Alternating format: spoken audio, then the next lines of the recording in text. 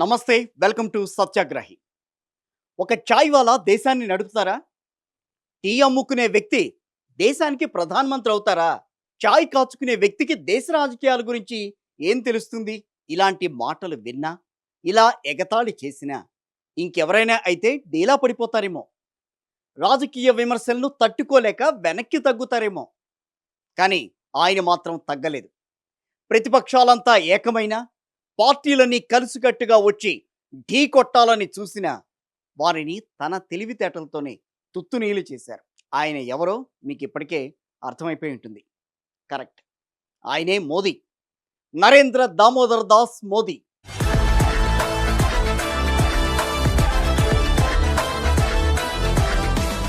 చిన్న స్థాయి కార్యకర్త నుంచి ముఖ్యమంత్రిగా, ఆ తర్వాత దేశ ప్రధానిగా ఎదిగి ప్రపంచంలోనే ఒక శక్తివంతమైన నాయకుడిగా పేరు పొందిన మోదీ పుట్టినరోజు సందర్భంగా ఇవాల్టి మన టాకింగ్ పాయింట్.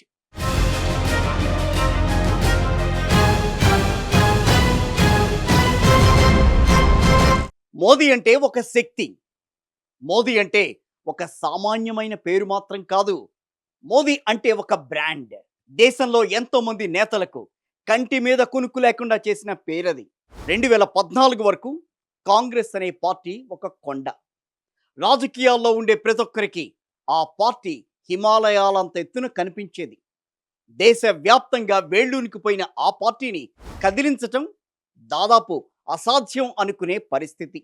అంతకు ముందు కూడా ఒక్కోసారి ఓడిపోయినా అంతకంటే ఫాస్ట్గా మళ్ళీ అధికారంలోకి వచ్చేది కాంగ్రెస్. దాదాపు ప్రతి రాష్ట్రంలో కూడా బలమైన ఓటు బ్యాంక్ కాంగ్రెస్ పార్టీ సొంతం. అలాంటి పార్టీని ఢీ కొట్టాలి అంటే అంత ఈజీ కాదు కదా. అది కూడా అంతంత మాత్రం బలం ఉండే బీజేపీకి దాదాపు ఆ టైంలో అసాధ్యమనే చెప్పాలి. అదిగో అప్పుడే వచ్చారాయన. ఆయనే నరేంద్ర దామోదర్ దాస్ మోదీ. ఆయన అప్పటికి ఒక రాష్ట్ర ముఖ్యమంత్రి అంతే. ఒక ప్రాంతానికే పరిమితమైన నేత.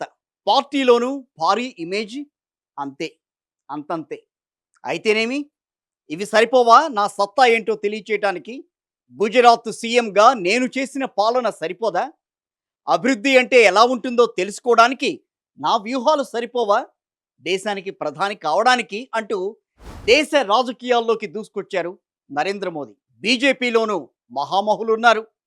వారందరినీ తన పనితీరుతోనే మెప్పించి వాళ్ళందరినీ ఒప్పించి ప్రధాని అభ్యర్థిగా నిలిచారు మోదీ. ఆయన అభ్యర్థిగా ఖరారు కావడమే లేటు కాంగ్రెస్ తనదైన శైలి రాజకీయాలు మొదలుపెట్టేసింది. వ్యక్తిత్వ హననానికి పాల్పడింది. ఒక చాయ్ వాలా అంటూ పర్సనల్ అటాక్కు దిగింది. ఎలాగైనా సరే మోదీని మానసికంగా దెబ్బ కొట్టాలని అన్ని రకాలుగా ప్రయత్నించింది కాంగ్రెస్. అలాంటి వ్యూహాలను, రాహుల్ గాంధీ వంటి నాయకులను ఎంతో మందిని చూసిన నరేంద్ర మోదీ వారి విమర్శలనే తన ఆయుధాలుగా మార్చుకున్నారు. చాయ్ వాలా విమర్శలను ఎంతో తెలివిగా తనకు అనుకూలంగా మార్చుకున్నారు మోదీ. కాంగ్రెస్ నేతలు పదే పదే చాయ్ చాయ్ వాలా అంటున్నారని, ఆ చాయ్ వాలా పదాన్ని తన ఎన్నికల ప్రచారంలో విస్తృతంగా ప్రయోగించారు. చాయ్ వాలా అయితే ప్రధాని కాకూడదా? అసలు ఒక రాష్ట్రాన్ని చాయ్ వాలా చేసినంత అభివృద్ధి కాంగ్రెస్కు ఎందుకు చేతకాలేదు అంటూ కాంగ్రెస్కు గట్టి కౌంటరే ఇచ్చారు మోదీ. అలా కాంగ్రెస్ని తొక్కి పడేస్తూనే భారీ విజయాన్ని సొంతం చేసుకున్నారు నరేంద్ర మోదీ. తన విజయంతో దేశవ్యాప్తంగా ఒక సంచలనానికి తెరతీశారాయన. नरेंद्र दामोदर दास मोदी ईश्वर की शपथ लेता हूं कि भारत के संविधान के प्रति सच्ची श्रद्धा और निष्ठा रखूंगा। मैं संघ के प्रधानमंत्री के रूप में अपने कर्तव्यों का श्रद्धापूर्वक और शुद्ध अंतःकरण से निर्वहन करूंगा। అసలు నరేంద్ర మోదీ ఎవరు? ఆయన రాజకీయ ప్రస్థానం ఎలా మొదలైంది అన్నది ఇప్పుడు ఒకసారి చూద్దాం. నరేంద్ర దామోదర్ దాస్ మోదీ సెప్టెంబర్ 17, 1950 సంవత్సరంలో జన్మించారు. గుజరాత్లోని వాదునగర్లో పుట్టి పెరిగారు. అక్కడే తన మాధ్యమిక విద్యను పూర్తి చేసుకున్నారు. 8 ఏళ్ల వయసులోనే ఆయన ఆర్ఎస్ఎస్లో చేరి 1971లో గుజరాత్లో పూర్తికాల కార్యకర్తగా పనిచేశారు. ఇక 1985లో బీజేపీకి పనిచేయాలని ఆర్ఎస్ఎస్ ఆయనకు సూచించింది. ఇక అక్కడి నుంచి బీజేపీలో తన రాజకీయ జీవితాన్ని ప్రారంభించిన మోదీ అనతి కాలంలోనే ఉన్నత పదవుల్ని అధిరోహించారు. 1998లో బీజేపీ ప్రధాన కార్యదర్శిగా బాధ్యతలు చేపట్టారు నరేంద్ర మోదీ. తన పనితీరుతో పార్టీని మెప్పించిన ఆయన 2001లో గుజరాత్ ముఖ్యమంత్రిగా నియమితులయ్యారు. అయితే మోదీ అంటే అందరికీ గుర్తొచ్చేది 2002 గుజరాత్ అల్లర్లు. ప్రతిపక్షాలు ఎప్పుడు కూడా ఆయన్ను కార్నర్ చేయాలనుకున్నా వారి టాపిక్లో ఖచ్చితంగా ఉండే అంశం కూడా ఇదే. వీటన్నింటినీ కూడా ప్రజామోదంతోనే జయించారు నరేంద్ర మోదీ. ముఖ్యమంత్రిగా ఆయన విధానాలు, గుజరాత్ రాష్ట్రానికి చేసిన అభివృద్ధితో ఒక్క గుజరాత్లోనే కాకుండా దేశవ్యాప్తంగా మంచి పేరు సంపాదించారు. అలా ఒక్కో మెట్టు ఎక్కుతూ కేంద్రంలో యూపీఏ పీఠాన్నే కదిలించారు మోదీ. 2014లో మొదలైన జైత్ర యాత్రను ఏకబిగిన 15 ఏళ్ల పాటు కంటిన్యూ చేశారు, ఇంకా చేస్తున్నారు కూడా. 2014 భారత సార్వత్రిక ఎన్నికల్లో బీజేపీకి సొంతంగా మెజార్టీ సాధించి పెట్టారు మోదీ. 1984 సార్వత్రిక ఎన్నికల తర్వాత ఒక పార్టీకి అంత స్థాయిలో మెజార్టీ రావడం అంటే అదే తొలిసారి. ప్రధానిగా బాధ్యతలు చేపట్టిన తర్వాత పాలనలో తనదైన శైలిలో మార్పులకు శ్రీకారం చుట్టారు. ప్రత్యక్ష విదేశీ పెట్టుబడులను ఆకర్షించగలిగారు. ఆరోగ్య సంరక్షణ, విద్య, సామాజిక సంక్షేమ కార్యక్రమాలను కూడా పరుగులు పెట్టించారు.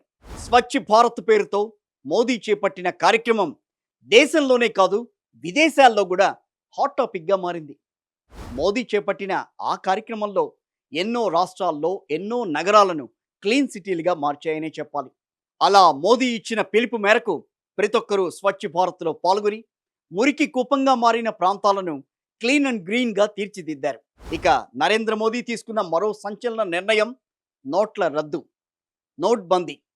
ఇది కొంచెం వివాదాస్పదంగా మారినా ఆ తర్వాత నోట్ల రద్దు వల్ల జరిగే ఉపయోగాలను ప్రజలకు వివరించడంలో సక్సెస్ అయ్యారు ప్రధాని మోదీ. 2017లో ప్రవేశపెట్టిన జీఎస్టీ కూడా ప్రజల్లో కొంత విమర్శలకు దారితీసినా దాన్ని కూడా సక్సెస్ఫుల్గా అధిగమించగలిగారు నరేంద్ర మోదీ. అయితే మోదీ హయాంలో అన్నింటికంటే అత్యంత ముఖ్యమైన ఘట్టం పాకిస్తాన్పై చేసిన సర్జికల్ స్ట్రైక్స్ అనే చెప్పుకోవాలి. పక్కలో బల్లెంలా మారిన దాయాదికి తగిన బుద్ధి చెప్పేందుకు ఏకంగా వారి గడ్డపైకే వెళ్ళి అక్కడున్న టెర్రర్ క్యాంపులను ధ్వంసం చేసింది మన ఆర్మీ. శత్రు దేశంలోకి చొచ్చుకెళ్ళి వారిని అంతం చేయటమే కాకుండా పాకిస్తాన్ ఉగ్రవాదులకు ఎలా సపోర్ట్ చేస్తోందో కూడా కళ్ళకి కట్టినట్టుగా ప్రపంచానికి చూపించింది. పదే పదే ఉగ్రదాడులతో చిరాకు పెడుతున్న పాకిస్తాన్ను ప్రపంచం ముందు ఉగ్రదేశంగా నిలబెట్టగలిగింది. ఇదంతా ప్రధాని మోదీ నేతృత్వంలో జరిగిన ఆపరేషన్ అని చెప్పాలి. ఇలాంటి సాహసాలే కాదు, సాహసోపేతమైన నిర్ణయాలు తీసుకోవాలన్నా అది మోదీతోనే సాధ్యం.